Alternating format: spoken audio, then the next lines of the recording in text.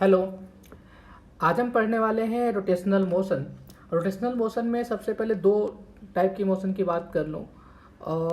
एक तो pure rotational motion होता है और दूसरा होता है combined transitional plus rotational motion.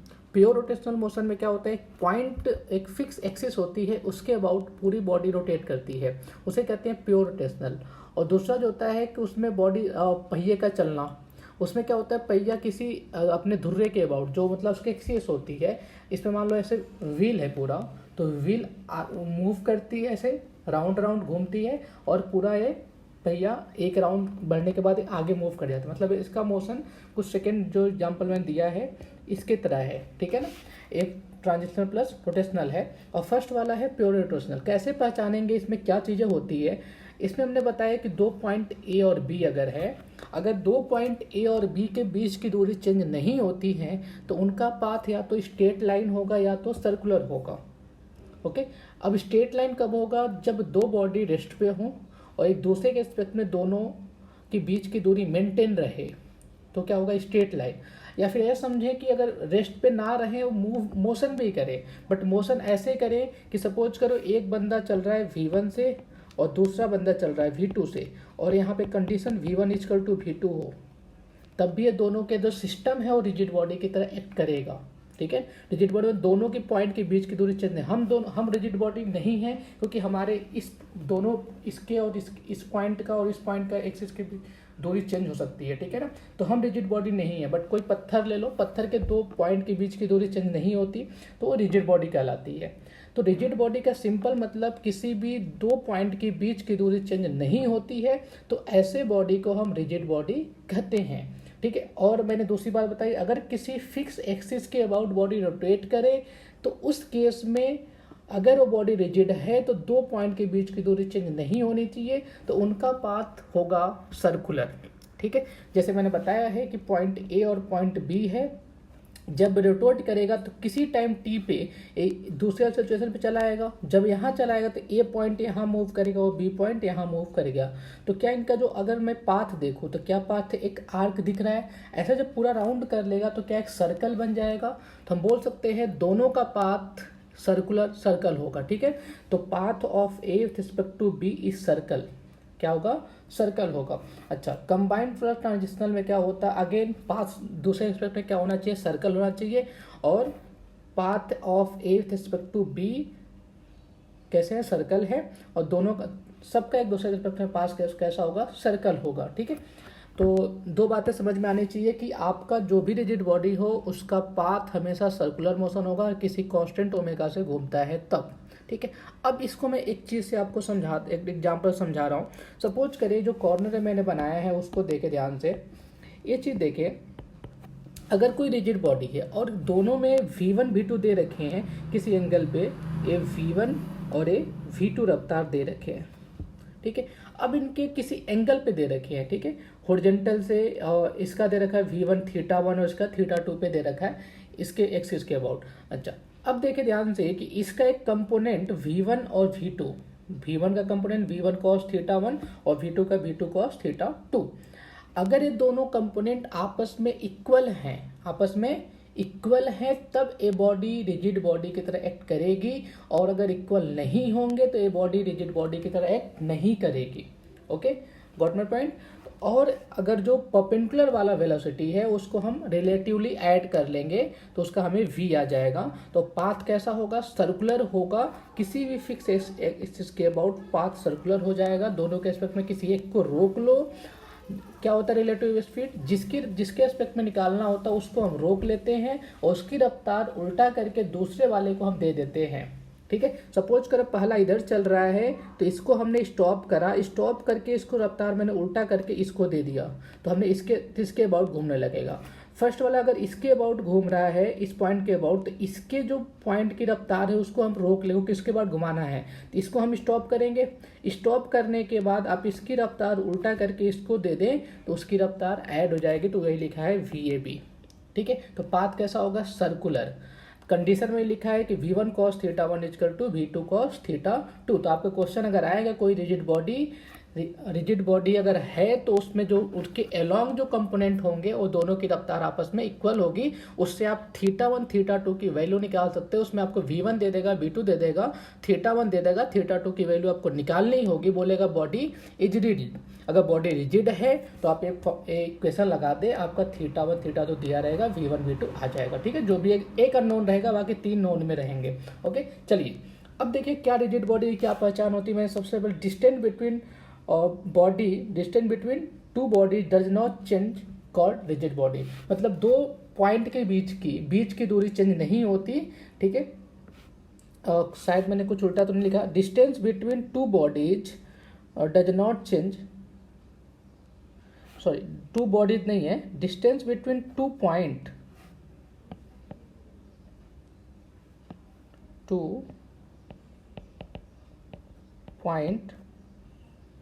Does not change.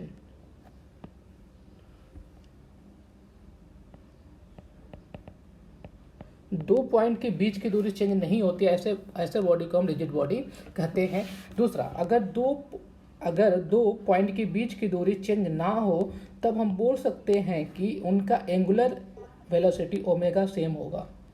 Obviously भाई, अगर दो पॉइंट के बीच की दूरी चेंज नहीं हो रही तो वो पाथ है तो सर्कुलर होगा या स्ट्रेट लाइन होगा। अगर सर्कुलर होगा तो उनका ओमेगा कांस्टेंट रहना चाहिए, सेम रहना चाहिए। हम पढ़ चुके हैं सर्कुलर मोशन में, तो सर्कुलर मोशन में पढ़ा है कि दोनों को ओमेगा सेम होना चाहिए। ठीक है, ये भी कंडीशन है उसकी, दोनों का ओमेगा सेम होगा। अच्छा, उसके बाद से हम बात करते हैं कि अगर कोई बॉडी रिजिड है और किसी एक्सिस के अबाउट रोटेट कर रही है, किसी भी एक्सिस के अबाउट रोटेट कर रही है, तो अगर आप ध्यान से देखें उसके जो पार्टिकल है M1, M2, M3, M4, बहुत सारे पार्टिकल, इसमें मैंने 4 पार्टिकल ले रखे हैं, और भी सारे पार्टिकल हो सकते थे।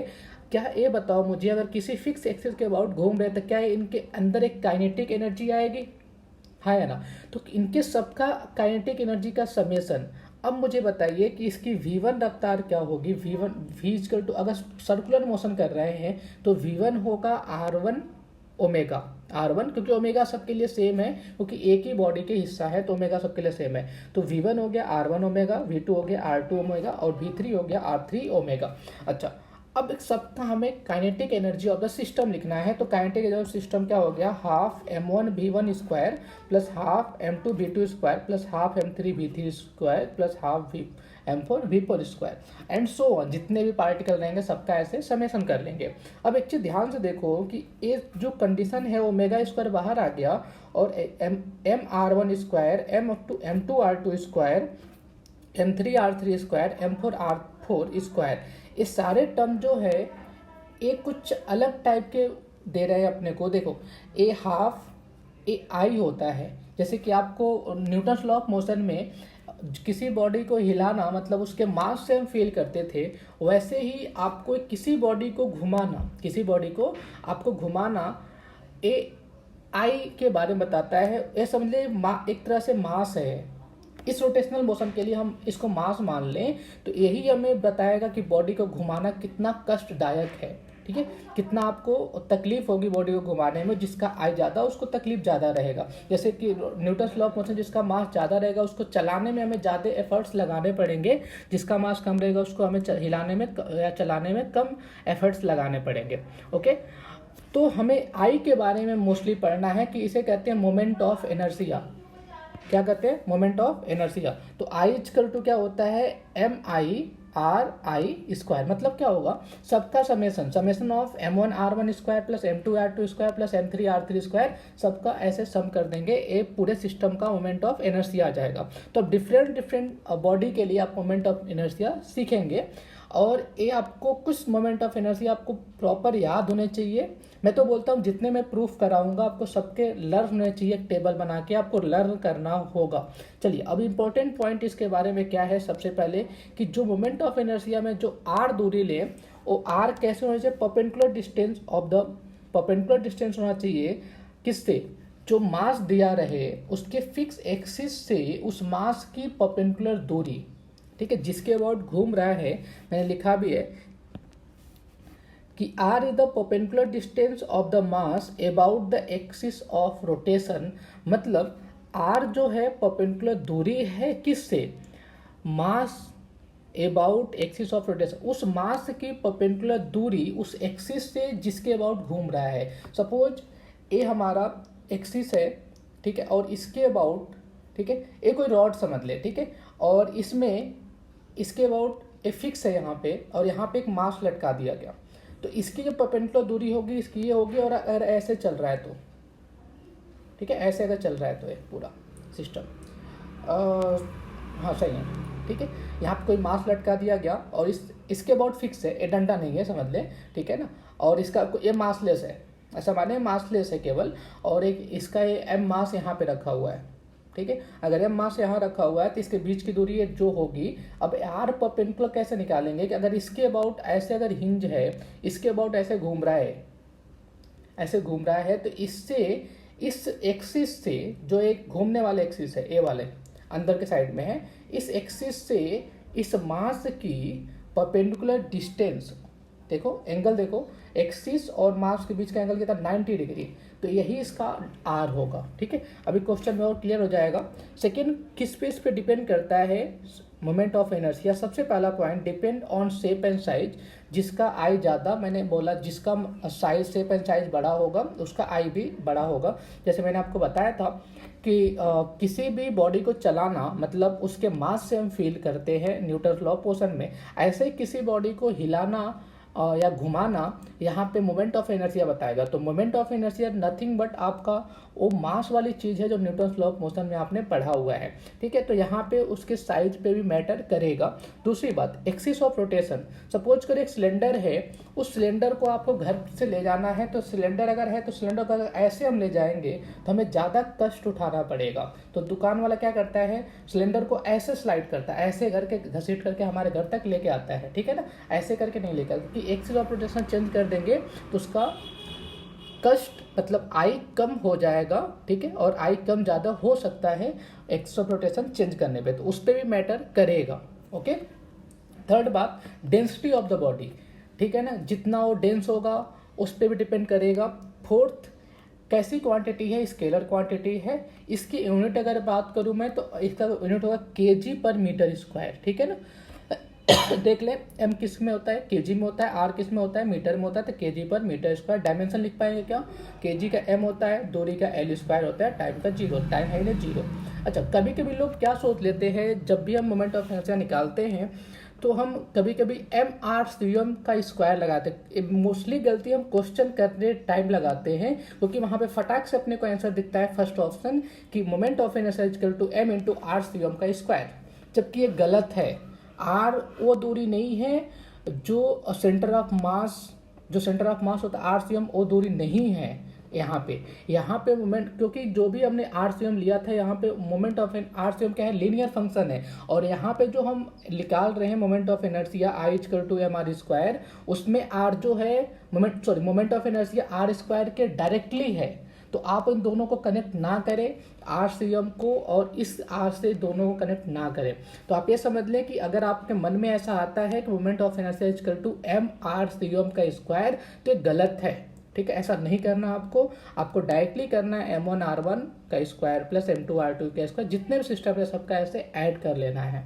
ओके, चलिए अब नेक्स्ट आगे बढ़ते हैं। अगर मैं एक क्वेश्चन लिया मैंने, two heavy particle mass m1 and m2 are situated in the plane perpendicular to distant line AB sorry r1 and r2 की दूरी दे रखी है। पूछा हुआ what is the moment of inertia of the system about axis AB के about उनका क्या बताओ, मैग्नेटिक बार दिमाग में आ रहा है, ठीक है। मोमेंट ऑफ इनर्शिया निकालना है। चलिए देखिए कैसे करेंगे इस क्वेश्चन को, सिंपल है, टफ नहीं है अपने को। देखिए अब इसको अटेम्प्ट करें।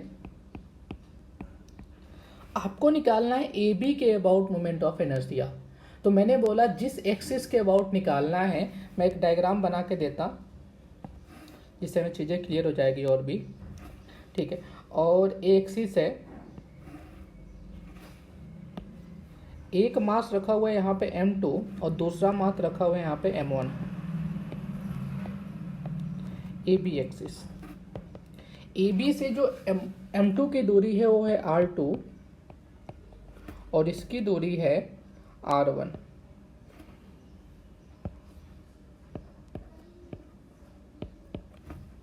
ठीक है, तो हमें निकालना है मोमेंट ऑफ इनर्शिया। अच्छा, तो सॉल्व करें। अगर ए बी के अबाउट इसके अबाउट घूम रहा है ओमेगा, ठीक है, तो अब क्या करेंगे, I A B is equal to M one R one square plus M two R two square.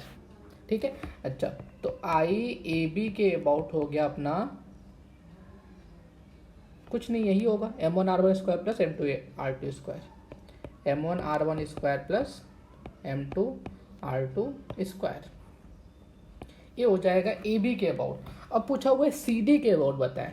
अब सी डी के अबाउट का ध्यान से देखेंगे, देखिए अगर मैं सी डी की बात करूँ तो C D point M one से पास कर रहा है। तो अब एक चीज़ ध्यान से आप समझें कि अगर C D point M one से ही पास कर रहा है तो मैंने बोला उस एक्सिस से जिसके अबाउट रोटेट कर रहा है उससे उस मास की परपेंडिकुलर दूरी बताएं। तो अब वो मास जो है, मास से एक्सिस की परपेंडिकुलर दूरी 0 है। क्या है, m1 से m1 वाला जो मास है उससे एक्सिस की परपेंडिकुलर दूरी कितनी है, 0। अगर a हमारा एक्सिस है सॉरी हाँ देखें, अगर इसी के अबाउट ए घूम रहा है और यहाँ पे मास यहीं पे है, तो इससे इस यहाँ पे अगर मास है तो इससे कितनी आर परपेंडिकुलर कितनी है, 0 है। तो यहाँ पे अपना आर परपेंडिकुलर हो गया 0, आर वन परपेंडिकुलर कितना हो गया, 0 हो गया। अगर आर वन परपेंडिकुलर 0 हो गया तो आर टू परपेंडिकुलर बचा, तो R two perpendicular equal to R one plus R two. ठीक है, तो हम क्या करेंगे, इसका निकाल लेंगे I C D equal to 0 plus M two R one plus R two का होल स्क्वायर। ये सी डी के अबाउट हो गया। Okay, got my point. अच्छा, नेक्स्ट क्वेश्चन करते हैं। अब मैंने एक स्क्वायर दे रखा है, अब उसमें हमने मोमेंट ऑफ इनर्शिया हमें निकालना है। पहला तो आई वन निकालना है इस एक्सिस के अबाउट, इसके अबाउट निकालना है, और आई टू उसके सेंटर के अबाउट निकालना है। चलो करते हैं बारी बारी से। अब देखें कि मैंने बोला कि अगर जो मास उस एक्सिस से ही पास हो जाए उसका मोमेंट ऑफ इनर्शिया 0 होता है। तो यहाँ पे इसके नाम अगर रख दे 1 2 3 एंड 4, तो हम मेरे हिसाब से I1 एंड I4 इज 0, क्योंकि उस एक्सिस से ही पास हो रहे हैं। तो बचा कौन कौन सा, 2 और 3। तो लिख ले 2 और 3 के बीच की दूरी एक्सिस से। तो अगर एक्सिस ए है तो एक्सिस से बीच की दूरी कितनी हो गई, देखिएगा साइड उनकी दे रखी है, ए साइड का स्क्वायर है, तो पूरे एक्सिस से 3 वाले मास की दूरी ए है और 2 की दूरी भी ए है। तो अपना यहाँ पे आ गया I1 इक्वल टू सबका मास कितना है, एम एम एम एम, तो हो जाएगा M A square plus M A square. Answer कितना आ गया, 2ma स्क्वायर। ठीक है, तो I1 equal to 2ma square, ये अपना आंसर हो गया। ठीक है, अच्छा नेक्स्ट पार्ट क्या बोला, उसके सेंटर के अबाउट, जो मतलब सेंटर है उसका। तो हमें यहाँ पे आर परपेंडिकुलर तो निकालना ही पड़ेगा। देखिए आर परपेंडिकुलर अपने हिसाब से ए मास जो है, इस मास से दूरी आर परपेंडिकुलर यही होगा। ठीक है ना। अब ये पूरी दूरी कितनी है, अगर ए और ए भी दूरी ए अगर है तो मेरे हिसाब से √2a है। ठीक है ना, ए स्क्वायर प्लस ए स्क्वायर का रूट ओवर √2a, √2a का आधा, √2a का आधा a बाई √2, ये दूरी आ गई आर परपेंडिकुलर। क्या ऐसे सबकी दूरी a by √2 a by √2 a by √2 है, तो इस सेंटर के अबाउट सबकी दूरी आर परपेंडिकुलर कितना है, a बाई √2। तो यहाँ पे अगर मैं I2 निकालूं देखें तो I2 क्या हो जाएगा, I2 implies that m a by √2 का होल स्क्वायर इंटू 4। ठीक है ना, क्योंकि सबका ऐड करना अपने को।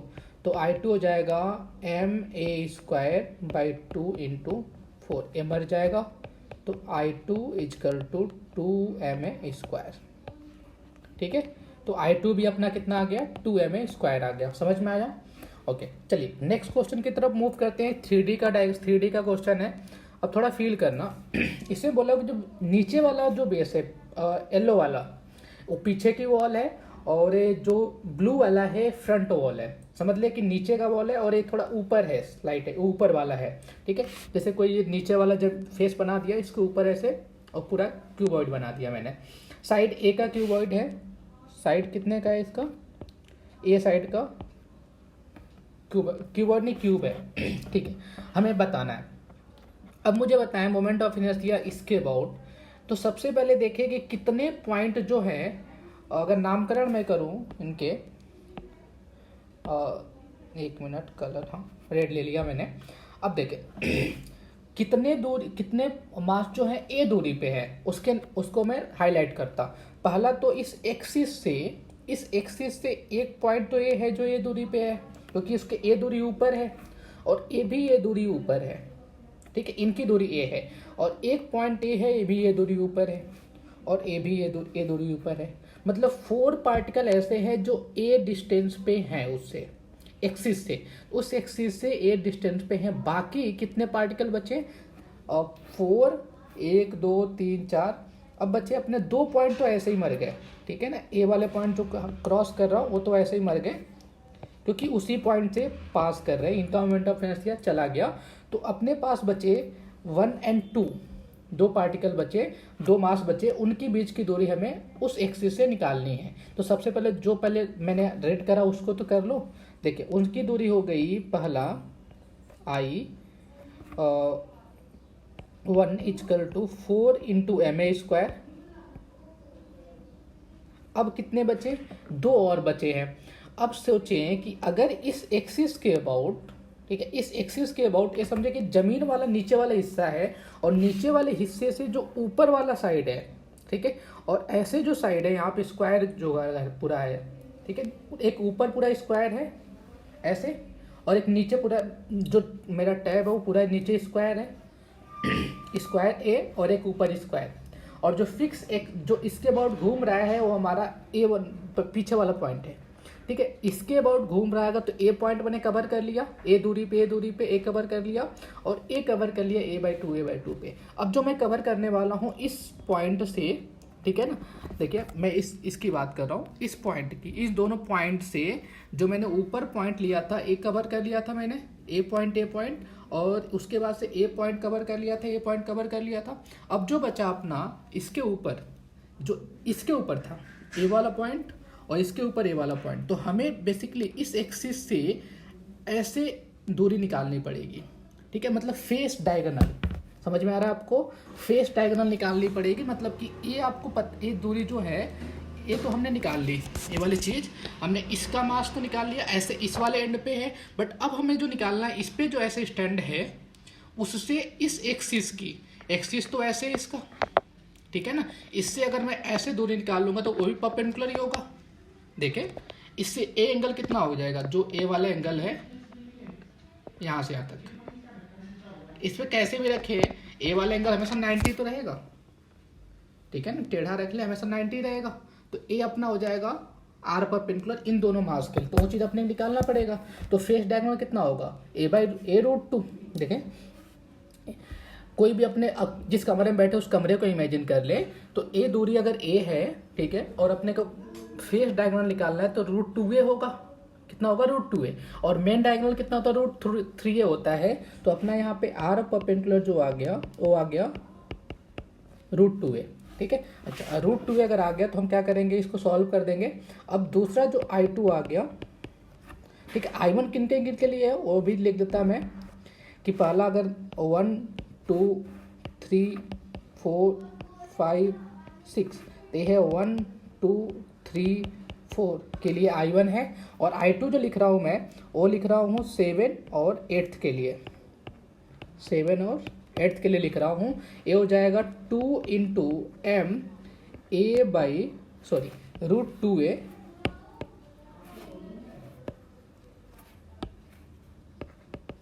√2a का स्क्वायर, तो ये हो जाएगा अपना कितना, √2 का स्क्वायर 2, 4ma² सॉल्व करेंगे तो आई नेट कितना आ जाएगा अपना 8ma²। ये अपना आंसर है।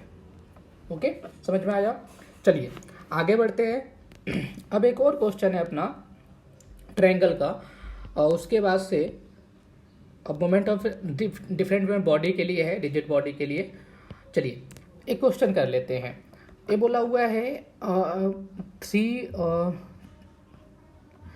तीन रॉड दे रखे हैं 2L, सबके लेंथ 2L है और जिनके मास है m 2m और 3m दे रखा है। फाइंड मोमेंट ऑफ इनर्शिया निकालना है and axis through A perpendicular to plane of ABC। ठीक है, मतलब कि जो A पॉइंट है उसके उस एक्सिस से ABC के प्लेन के परपेंडिकुलर, मतलब जो ट्रायंगल है, जैसे मैं उसको डायग्राम बना के दूं तो ये डायग्राम अगर है, ये अपना ट्रायंगल है और यहाँ पे एक्सिस है अंदर, प्लेन के अंदर के साइड में ऐसे इसके अबाउट घूम रहा है। ठीक है, ऐसे पूरा ऐसे जैसे घूम रहा है पूरा। ठीक है, अच्छा तो हमें क्या निकालना है, सबसे पहले आप जानते हैं कि जो m1 है उसका मोमेंट ऑफ इनर्शिया 0, क्योंकि उसी पॉइंट पे एग्जिस्ट कर रहा है जो एक जिसके अबाउट घूम रहा है, तो m1 का तो 0 मोमेंट ऑफ इनर्शिया। अब बचा कौन सा, m2 और m3, तो इनका लिखना अपने को, तो I इजिकल टू, अब ये वाले पॉइंट कितना है 2m, बीच की दूरी कितनी है 2L, तो m2 के बीच 2m के बीच की दूरी r परपेंडिकुलर कितना है 2L ही है, तो हो जाएगा 2m इंटू 2L का होल स्क्वायर प्लस दूसरे वाले का ये कितना है 3m है, बीच की दूरी कितनी है 2L का होल स्क्वायर। अब इसको ऐड कर देंगे तो I1 आ जाएगा अपना कितना, और 2 2 4, 4 2 8 ml² प्लस 4 3 12 ml²। 12 और 8 कितना होता है 20 ml²। मोमेंट ऑफ इनर्शिया जो दिया हुआ है फर्स्ट वाले क्वेश्चन हो गया। अब सेकेंड जो है an axis passing through A and mid point of BC, mid point of BC के मिड पॉइंट से पास करना चाहिए। जैसे मैं दूसरा डायग्राम बनाऊं, अगर जो ट्रायंगल है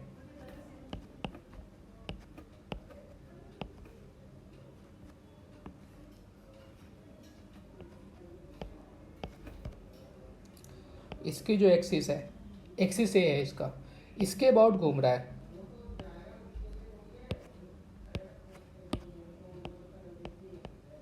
ठीक है, अब इस पे मास कितना रखा हुआ है 2m, इस पे मास कितना रखा हुआ है 3m और यहाँ पे मास रखा हुआ है m। तो अगेन m वाला मास वाला 0 हो जाएगा क्योंकि उसी पॉइंट के थ्रू पास हो रहा है। बचा कौन सा 3m वाला और a वाला। अब इससे हमें r परपेंडिकुलर निकालना पड़ेगा, तो r परपेंडिकुलर मेरे हिसाब से जो हो जाएगा a वाली दूरी r परपेंडिकुलर हो जाएगी जो l है, कितनी है l है, और इसकी r परपेंडिकुलर कितनी हो जाएगी a भी l हो जाएगी, क्योंकि 2l उसका 2l था ना लेंथ उसका सबका। तो मेरे हिसाब से मोमेंट ऑफ इनर्शिया हो जाएगा 2m into L² plus 3m into L²। तो I2 अपना हो जाएगा 5mL²। ओके, सिंपल था, समझ में आया। चलिए अब हम नेक्स्ट बात करते हैं नेक्स्ट टॉपिक की, और moment of inertia of the rigid body, जो हम नेक्स्ट क्लास में करेंगे। ओके, चलिए, थैंक यू।